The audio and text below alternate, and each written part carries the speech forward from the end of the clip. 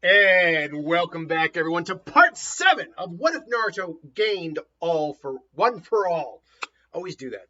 Last time we had Konoha Crush, and the invasion of Konoha, and the ultimate defeat of Orochimaru, the defeat of Shukaku. Naruto had gained access to now the float quirk, but we lost the Lord Third.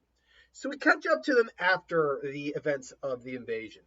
They are going through the rebuilding process. Now, by the way, I don't recall. Correct me if you know the answer to this. How long it actually was between the invasion and in time to Naruto left the village to go with Jiraiya to find Tsunade?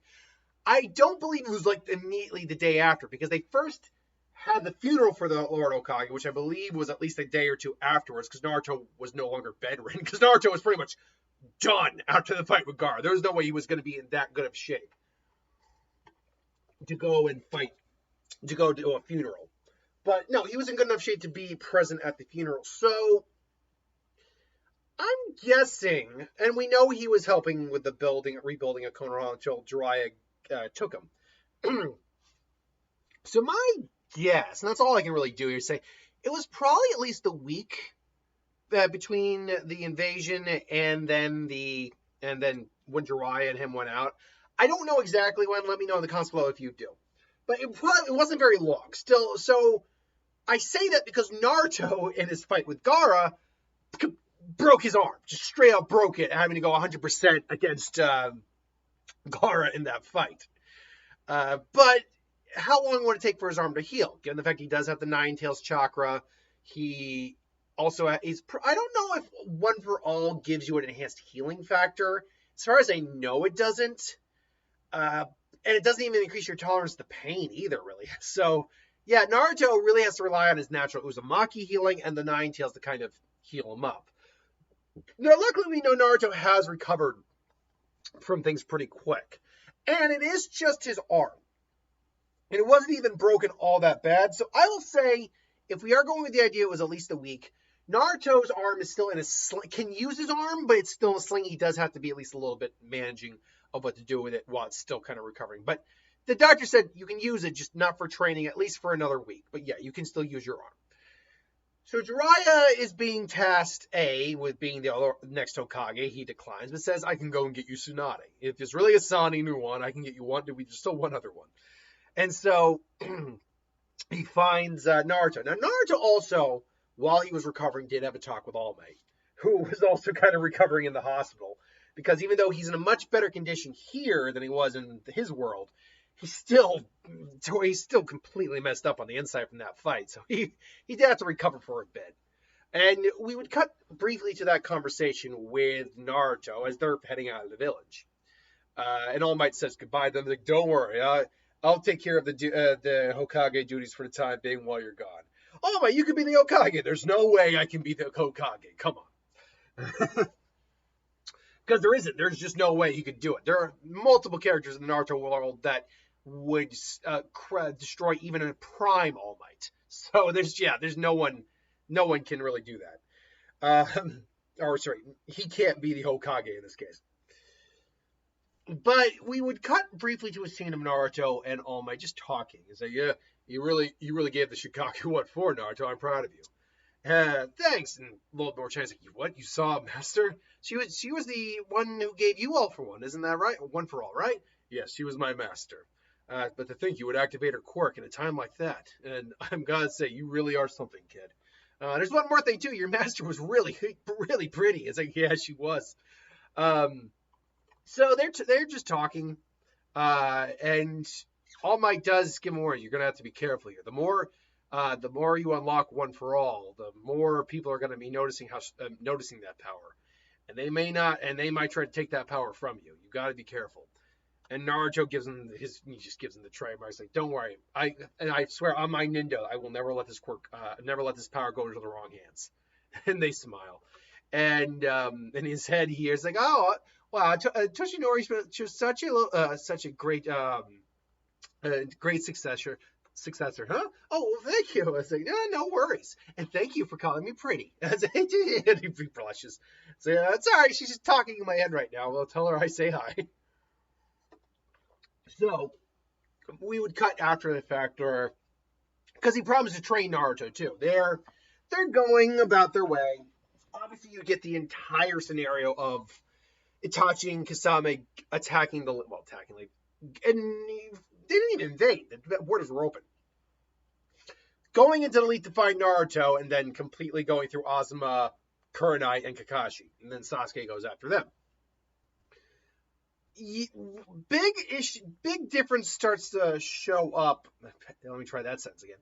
A big difference occurs where when Jiraiya goes and leaves Naruto to his own devices, which he's not happy about, he does kind of meditate, and even though he's not good at meditating, unfortunately, he is actually able to go into his inner mindscape and talk with Nana and Bancho, who are talking to themselves when he finds them.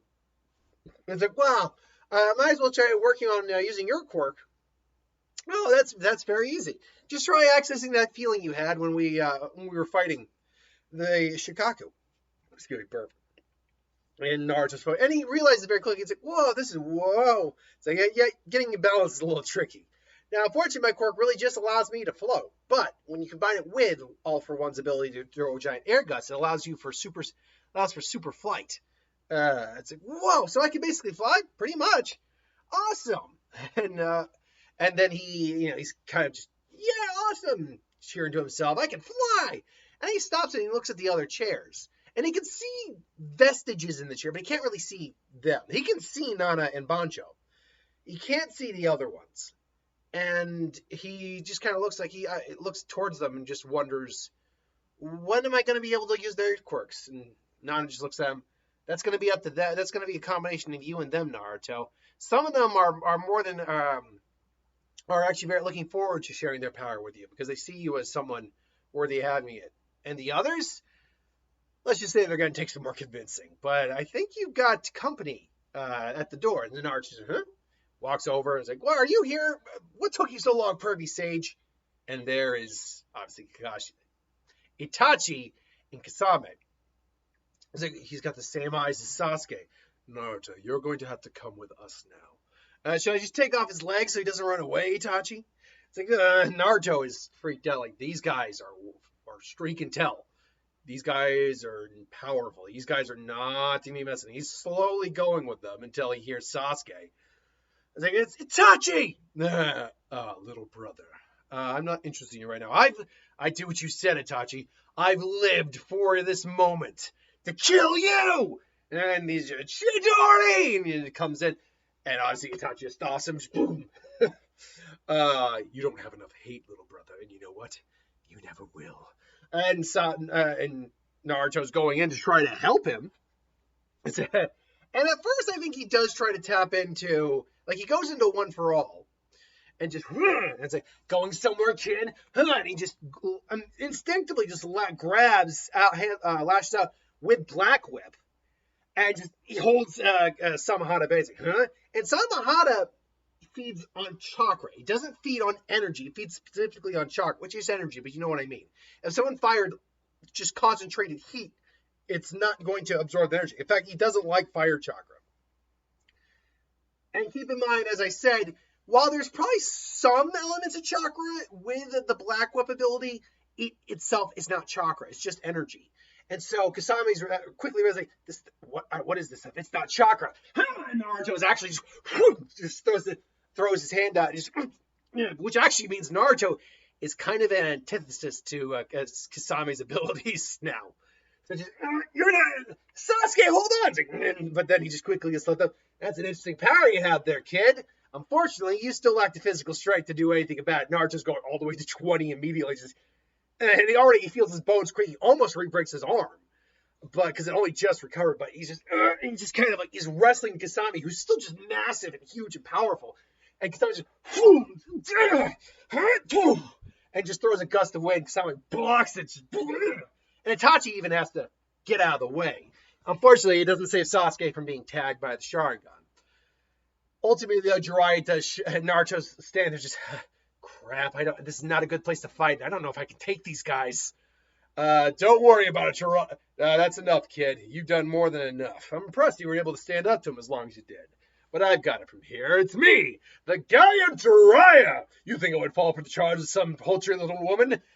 Wouldn't fall for me. It's my specialty. So he summons the Toad Mouth Trap. They hightail it out of there. He gets kicked in the face by a guy. And there you go. Now, to Rasengan training. Naruto doesn't still know the... now, correct me if I said this before, if he knows the training... if he knows the secret of the Shadow Clone Jutsu or not. I don't believe I've said he does. And he doesn't know it. So he will still use his... at least not inherently. He doesn't know it. And again, correct me if I'm wrong. Once I get the 7 parts, it does take a little bit to remember what I have and haven't done. I can remember most of them. Sometimes little bits like that I cannot remember. But even so, it would still take Naruto time to get the Rasengan down. Naruto, while having better chakra control here, is not... Oh man, just yawning and just... Ugh. While having better chakra control here, I don't see him getting a one-handed Rasengan down right now.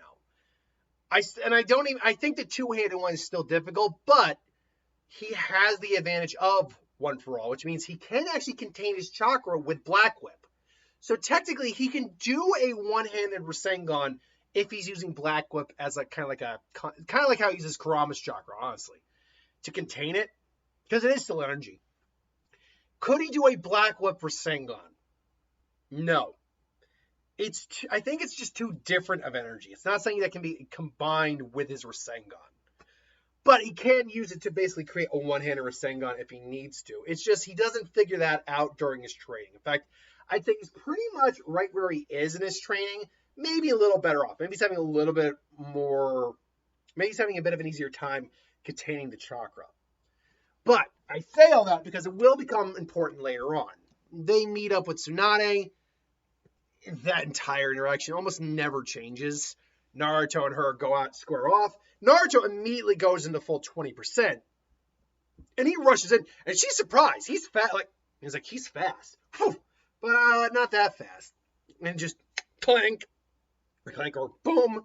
It's like best you get. Is that really the best you? And all of a sudden, a blast of wind just boom. Just almost knocks her ass. What the hell was that? And Naruto just starts throwing hands a bit. Meanwhile, making sure to not destroy any buildings or hurt anyone. Tsunade just looks up like that's really annoying, and she gets grabbed by Black Whip. Naruto comes in, an incomplete Rasengan in his hand, but she just yanks him even faster. Wow! And just boom, just puts him into the ground. Jiraiya stops the fight. He promises to get the Rasengan down in 3 days. There you go. Bob's your uncle. We're pretty much where we need to be in the story to afford the deadlock to happen, because Naruto would be training, also working on his float at the same time.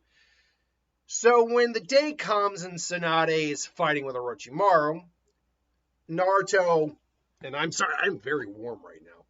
I'm not exactly sure why. I'm not feverish. I'm just hot, which is interesting. Think words here. So, Naruto, Jiraiya, Shizune show up. Jiraiya tries to summon his toad, Gababuta. It fails. Naruto tries to summon a toad. Honestly, I still think it fails also in this case. Even though he's got a lot of chakra, he still needs the Fox's chakra for that.